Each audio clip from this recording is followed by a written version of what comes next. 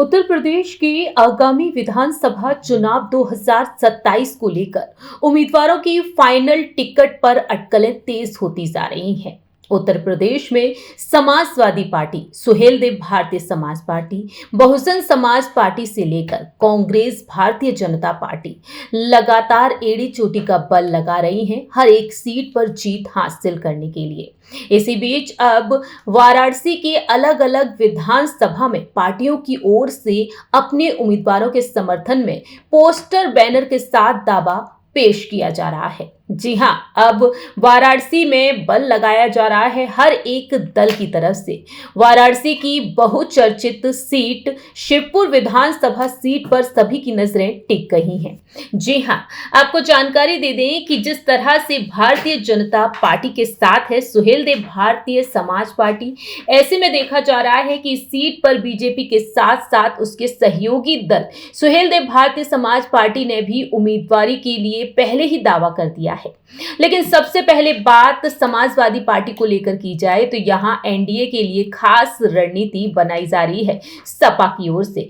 वाराणसी का शिवपुर विधानसभा सीट ग्रामीण वोटर के द्वारा खास प्रभावित किया जाता है। उत्तर प्रदेश विधानसभा चुनाव को लेकर इस सीट पर कांटे की टक्कर अब देखने को मिल सकती है।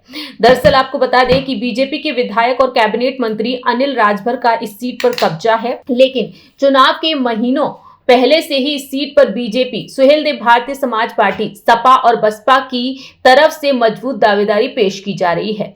अनिल राजभर वर्तमान समय में विधायक हैं और यहां से चुनाव लड़ने के लिए उन्होंने स्पष्ट संकेत दे दिए हैं। सुहेलदेव भारतीय समाज पार्टी के प्रमुख और कैबिनेट मंत्री ओम प्रकाश राजभर ने शिवपुर विधानसभा सीट पर ही अपने पार्टी के दावेदार पेश की है। हालांकि इन सब में अलग राजनीतिक जानकारों की माने तो समाजवादी पार्टी ने यहां से ऐसे उम्मीदवारों को उतारने की तैयारी की है जो बीजेपी और सुभाषपा को कड़ी टक्कर दे सके। पार्टी करीबियों की माने तो सपा सर्वोच्च चेहरा ओबीसी के पुराने चेहरे पर दांव खेलेगी और ये लगभग तय है।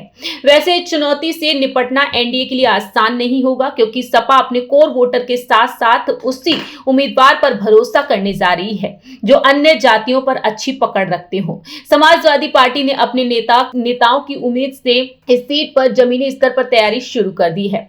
अब देखना दिलचस्प होगा कि आखिरकार अनिल राजभर को किस तरह से टक्कर दी जाएगी। सुहेलदेव भारतीय समाज पार्टी और सपा में इन दिनों लगातार जुबानी जंग चल रही है।